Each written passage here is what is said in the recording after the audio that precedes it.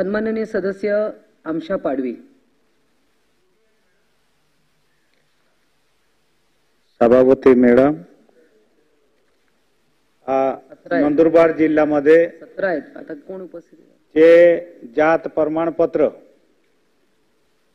ज्या विद्यार्थ्यांना शिक्षणासाठी नवीन जे विद्यार्थी शाळांमध्ये जातात त्यांना जातीचा दाखला लागतो आणि ते जातीचा दाखला सायबर कॅब मधून फक्त 500 रुपयामध्ये जातीचा दाखला दिला जातो. म्हणून माझ्या नंदुरबार जिल्ह्यामध्ये जेवढे जे सायबर कॅब असेल त्यांच्यावर ताबडतोब चौकशी करून त्यांच्यावर गुन्हा दाखल व्हायला पाहिजे.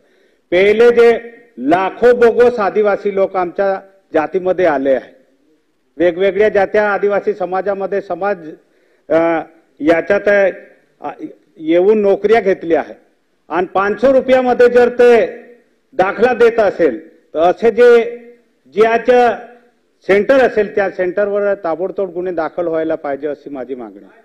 धन्यवाद.